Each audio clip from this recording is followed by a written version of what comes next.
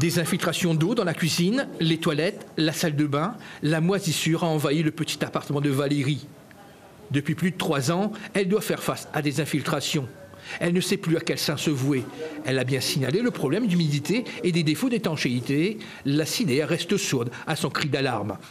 On a fait un dossier aussi avec la maison de justice. C'est à partir de là, la DIL, le pic M. Fontaine, c'est à partir de là que la DIL m'a appelé. Il m'a dit, va prendre un rendez-vous pour moi de novembre, mais il ne m'en a pas eu. Ou bien mois de janvier. Et jusqu'à aujourd'hui, on est le 29, pas de nouvelles. Je suis un peu désemparée. La Saint-Paulaise ne souhaite qu'une chose. Qu'il répare ma maison. J'aimerais bien ça, pas que les miens, mais un peu de tout ça qui est en souffrance en ce moment, qui répare notre maison. On ne peut pas vivre là-dedans. Déjà, notre santé est en train de se dégrader. Il n'y a pas l'ombre d'un doute, pour Éric Fontaine, cet appartement présente tous les critères d'insalubrité. Mais la notion d'insalubrité doit être reconnue par les services de l'État. C'est souvent malheureusement le cas. Il faut aller au tribunal judiciaire pour obtenir gain de cause. Donc c'est une procédure qui peut être longue, mais nécessaire.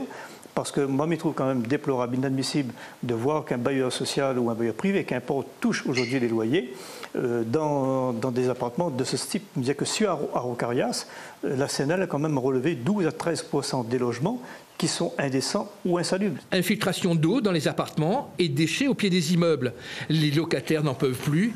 En charge de la collecte des déchets ménagers sur la commune du Tampon, la SUDEC avance des problèmes d'enlèvement d'ordures dans la cité des Araucarias. La problématique, c'est que jusqu'à présent, on collectait un endroit où c'était collectable, c'est-à-dire qu'on pouvait, avec notre engin, notre camion grue, collecter, ce qui n'est plus le cas aujourd'hui, puisque les encombrants sont maintenant sous un arbre ou derrière un arbre, ce qui empêche la collecte, tout simplement. À partir du moment où ce problème-là serait résolu, la collecte reprendra, je dirais, dans la foulée, sans aucun problème. Il y a certes un problème d'accessibilité, mais également de la part de certains locataires, un non-respect des règles de collecte. Les passages sont établis dans le cadre d'un marché public auquel nous répondons et auquel nous devons faire face. Donc nous répondons pleinement à ce qui nous est demandé de faire, bien évidemment. Le collectif Union des citoyens 97.4 pointe de son côté les espaces verts non entretenus. Il n'y a plus d'entreprise, il n'y a plus d'entretien d'espace vert. Je vois très bien, les herbes y arrivent à hauteur des genoux. Et ça, il devient dramatique aussi. Donc, en période de moustiques, de chikungunya, de dengue, tout ça, je pense que c'est très mal venu. La SIDR, dans un communiqué, se dit consciente de la qualité insuffisante des prestations de l'entreprise en charge du nettoyage du site et des espaces verts retenus dans le cadre d'un appel d'offres mi-décembre 2024. Le bailleur social se mobilise avec ses partenaires pour remédier à cette situation.